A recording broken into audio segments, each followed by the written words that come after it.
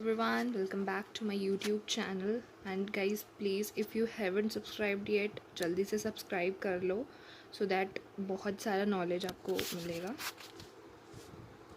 Importance and limitations of planning. This is our today's topic. Let's move. First, importance. Planning provides directions. If goals are well defined, हमने बताया था कि goals जो हैं हम कहाँ decide करते हैं. It is a type of plan and ये हम जो है प्लानिंग के अंदर डिसाइड करते हैं कि हमारा गोल क्या होगा कंपनी का या किसी भी ऑर्गेनाइजेशन का. तो एम्प्लॉयज़ जो हैं अवेयर हो जाएंगे कि उनको एक्चुअली में करना क्या है और क्या अचीव करना है. सपोज़ हम बोल देते हैं कि 5000 यूनिट्स पर मंथ हमने प्रोड्यूस करनी है. तो अब एम्प्लॉयज़ को पता है कि उन्होंने क्या करना है, 5000 यूनिट्स प्रोड्यूस करनी है. ठीक है. If there was no planning तो एम्प्लॉयज़ को पता ही नहीं होगा किस डायरेक्शन में काम करना है, कितना डिज़ायर्ड गोल अचीव करना है. That's why goal is the important part of planning and planning provides directions कि एम्प्लॉयज़ को या फिर एम्प्लॉयज़ के अलावा बाकी अदर जो मिड लेवल मैनेजमेंट पे काम करते हैं, लोअर लेवल मैनेजमेंट पे काम करते हैं, उनको पता होगा कि उन्होंने क्या अचीव करना है. Next is planning reduces the risk of uncertainty. Uncertainty is related to future. We all know that कि हम फ्यूचर को प्रिडिक्ट नहीं कर सकते, right. By deciding in advance the task to be performed, planning shows the way to deal with changes and uncertain events. क्या होता है इसमें कि जब हम एडवांस में डिसाइड कर लेते हैं कि हमें ये करना है प्लानिंग के अंदर, तो वो हमें उस चेंजेस और अनसर्टेन इवेंट्स को डील करने में हेल्प करता है, राइट. अगर हमने सोच लिया कि नई टेक्नोलॉजी आने वाली है, सपोज जैसे अभी 5G आने वाला है, तो हमें पता है कि अभी हम नया फ़ोन लेंगे तो 4G नहीं लेंगे, मोस्ट प्रोबेबली क्या करेंगे, हम 5G ही लेंगे ताकि हम उससे इन्वायरमेंट से डील कर सकें, राइट. चेंजेस और events can not be eliminated. जो चेंजेस आने वाले हैं फ्यूचर के अंदर उनको हम एलिमिनेट रिमूव नहीं कर सकते, बट हम उनको एंटिसिपेट यानी प्रिडिक्ट कर सकते हैं. उससे क्या होगा, मैनेजीरियल रिस्पॉन्सेज यानी मैनेजमेंट जो भी प्लान्स बनाएगी उनके अकॉर्डिंग डेवलप करेगी जो भी हमारे चेंजेस आने वाले हैं. Next is planning reduces overlapping and wasteful activities. Everybody knows कि प्लानिंग में कौन सा काम किसको करना है, तो ना तो एक काम 2 बार होगा, ओवरलैपिंग, या फिर कोई वेस्टफुल एक्टिविटी भी नहीं होगी. Since planning ensures clarity in thought and action कि हमने क्या करना है और एक्शन भी हमारे उससे क्लैरिटी आ जाती है कि हम ये चीज़ करने वाले हैं. तो वर्क जो है बहुत स्मूथली कैरी किया जा सकता है विदाउट एनी इंटरप्शन. तो जो रिडंडेंट या यूजलेस एक्टिविटीज़ हैं, वेस्टफुल एक्टिविटीज़ हैं, उनको हम मिनिमाइज़ कम कर सकते हैं या फिर बिल्कुल भी ख़त्म कर सकते हैं. It is easy to detect inefficiencies and take corrective measures to deal with them. अगर हमें पता चल रहा है कि कोई वेस्टफुल एक्टिविटी हो रही है या कोई इनएफिशिएंसी आ रही है, काम अच्छे से नहीं हो रहा, तो हम उस अच्छे से मेजर्स अडॉप्ट कर सकते हैं ताकि हम उनसे डील कर सकें. Fourth is planning promotes innovative ideas. How? Since planning is the first function of management, तो न्यू आइडियाज़ जो है यहाँ पे डेवलप होते हैं.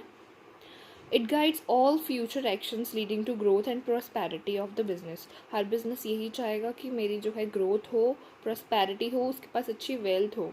तो उसके फ्यूचर एक्शंस जो हैं प्लानिंग हेल्प करेगा और इनोवेटिव आइडियाज़ ज़्यादा से ज़्यादा आएंगे. Next is planning facilitates decision making. Planning के अंदर हम डिसीजन लेते हैं. कैसे? प्लानिंग के अंदर हमने देखा था कि फ्यूचर को ध्यान में रखेंगे, हम ऑल्टरनेटिव कोर्सेज ऑफ एक्शन मतलब हम ऑल्टरनेटिव प्लान्स ढूंढेंगे और उसमें से कोई एक प्लान हमें चूज़ करना है. ठीक है.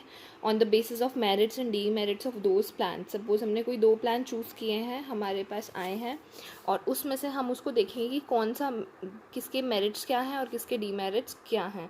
उनको इवैल्यूएट करने के बाद एक हम अच्छा वायबल प्रोपोजिशन सेट करेंगे कि हमें अपने प्लान में क्या इंक्लूड करना है. Next is planning establishes standards for controlling. Now what is it?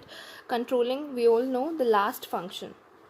ठीक है. मैनेजरियल जितने भी फंक्शंस हैं उनका लास्ट फंक्शन है, मतलब सारे काम होने के बाद हम कंट्रोल करते हैं. कंट्रोल इज़ कि हमने जो प्लानिंग के अंदर स्टैंडर्ड्स सेट किए थे यानी प्री डिटरमाइंड गोल्स जो भी हमने अचीव करने थे प्लानिंग के अंदर हमने डिसाइड किए थे, तो हम जो एक्चुअल परफॉर्मेंस आखिरी में हमें मिलती है, सपोज हमें 5000 यूनिट्स पर मंथ प्रोड्यूस करनी है, तो हमने क्या पूरे साल हर महीने 5000 प्रोड्यूस किए हैं या नहीं किए, यानी एक्चुअल परफॉर्मेंस. हम क्या करेंगे, उन दोनों को कंपेयर करेंगे by comparing actual performance with some standard. Standard क्या है, जो प्री डिटरमाइंड गोल्स हैं. मैनेजर्स को ये पता चल सकता है कि उन्होंने अपने गोल्स को अचीव किया है या नहीं किया. और if there is any deviation मतलब कि changes, it can be corrected. Changes positive भी हो सकते हैं, नेगेटिव हो सकता है. आपने 5000 से ज़्यादा प्रोड्यूस की हुई यूनिट्स, 5010, 5020, 50, राइट. तो वो पॉजिटिव डेविएशन है, अच्छी चीज़ है, उसके लिए हम चेंजेस नहीं करेंगे कोई भी. इन केस अगर हमारे जो डेविएशंस हैं, जो हमारे चेंजेस हैं, वो अप टू द मार्क नहीं है, यानी 5000 से कम है, नेगेटिव चेंजेस आए हैं, तो हम देखेंगे कि उसका रीज़न क्या है, कि क्या हमने गोल सेट सही नहीं किया या हमारे प्रोसेस में कोई कमी रह गई, right. Now let's move to the limitations. हर चीज़ की अगर इम्पोर्टेंस है तो लिमिटेशंस भी ज़रूर हैं, और लेकिन हम इनको ओवरकम करके प्लानिंग को इफ़ेक्टिव बना सकते हैं. कैसे? प्लानिंग लीड्स टू रिजिडिटी, यानी हमने जो एडवांस में डिसाइड कर लिया हमें उसी को फॉलो करना पड़ेगा, राइट. हम उसको बार बार इतनी जल्दी चेंज नहीं कर सकते. दैट इज़ मतलब वो रिजिड है. उसका अपोजिट होता है फ्लेक्सिबल, कि उसको हम चेंज कर सकते हैं. बट प्लानिंग से क्या आती है, रिजिडिटी. अब हमने ऑलरेडी डिसाइड कर लिया फ्यूचर कोर्सेज ऑफ एक्शन के हमें क्या करना है, तो मैनेजर्स उसको मे बी बाद में चेंज ना कर पाएँ, right. This kind of rigidity in plans may create difficulty आएंगी इससे. Managers need to be given some flexibility to able to cope with changed circumstances. अब हमने कोई भी सपोज प्लान डिसाइड कर लिया, बट हमारे एनवायरनमेंट के अंदर चेंज हो गया, लाइक 5G टेक्नोलॉजी आ गई, XYZ कोई भी चेंज हो गया, कोई नई मशीन की टेक्नोलॉजी आ गई, तो अब हमें अपने प्लान्स में चेंज करना पड़ेगा ना, राइट. तो प्लान्स रिजिड नहीं होने चाहिए, फ्लेक्सिबल होने चाहिए. प्लानिंग में not work in a dynamic environment. Dynamic is जो चेंज होता रहता है. वी ऑल नो एनवायरनमेंट जो है चेंज होता रहता है. Organisation has to constantly adapt itself to changes. उसको अडेप्ट करने पड़ते हैं चेंजेस. ये नहीं कि मैं ये चेंज अडॉप्ट नहीं करूँगा. It becomes difficult to accurately predict future को हम एक्यूरेटली प्रिडिक्ट नहीं कर सकते, राइट. कोई ना कोई चेंजेस ज़रूर आएंगे. लाइक नाउ नोबडी नोज़ कि कोविड-19 इस तरीके से आएगा और 2-3 साल जो हैं रहेगा. अभी भी नोबडी नोज़ कि ये कब तक है, कब तक हम इसको ठीक कर सकते हैं.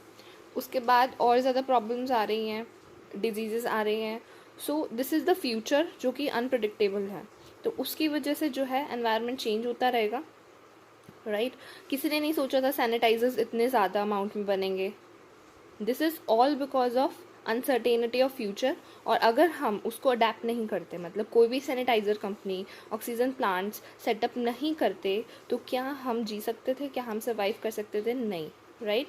सो दैट मीन्स कि हमें प्लानिंग के अंदर चेंज करना ही पड़ेगा according to dynamic environment. Example देखिए, competition in the market can also affect plans sales. जो भी हमारा कंपटीशन है, कॉम्पिटिटर है, साथ वाली फर्म है, उसके जो भी प्लान्स हैं, सेल्स हैं, टारगेट्स हैं, वो हमें अफेक्ट करेंगे और हमें उसके अकॉर्डिंग अपने टारगेट्स को रिवाइज करना पड़ेगा to survive in the dynamic environment, right. Next is planning reduces creativity. How?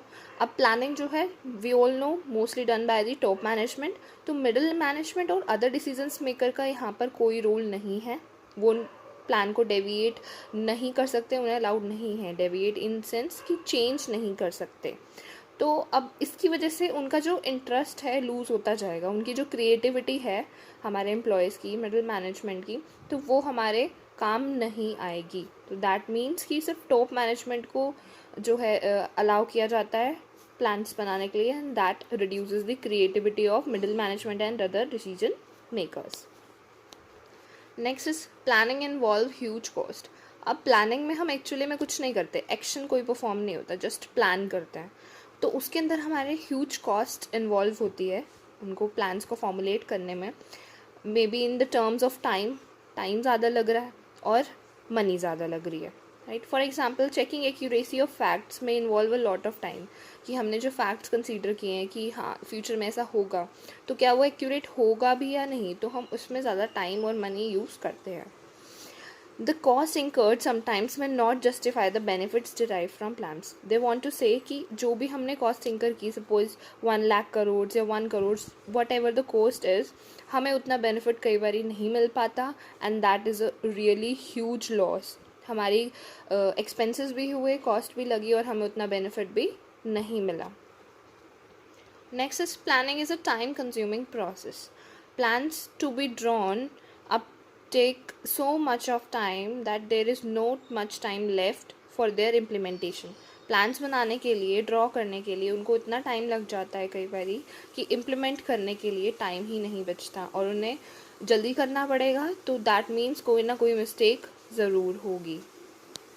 Next is planning does not guarantee success. Planning से ज़रूरी नहीं है कि सक्सेस आएगी ही आएगी, right. Success of an enterprise is possible only when plans are properly drawn up and implemented. Plans जो हैं प्रॉपरली ड्रॉन हुए हैं, बनाए गए हैं और इम्प्लीमेंट किए गए हैं. सिर्फ प्लान्स बनाने पे ये डिपेंड नहीं होता. It is not always true that just because a plan has worked before it will work again. अगर एक बार एक प्लान ने काम किया है, ज़रूरी नहीं है वो नेक्स्ट टाइम भी उतना ही काम करेगा, right. Now let's move to the conclusion. However, जितनी भी लिमिटेशंस हैं प्लानिंग की, planning is not a useless exercise. हम ये नहीं कह सकते कि प्लानिंग के अंदर टाइम कंज्यूमिंग है, ह्यूज कॉस्ट है, तो ये यूजलेस हो गया. नहीं, it is a tool to be used with caution. Cautions means कि इसके जो लिमिटेशंस हैं हमें उन्हें ओवरकम करना होगा. It provides a base for analysing future actions, right, but it is a not solution to all problems. It just guides. वो हमें सिर्फ गाइड कर सकता है लेकिन हमें सॉल्यूशन नहीं दे सकता, right. That's all for today's video. Thank you so much. Please subscribe my channel.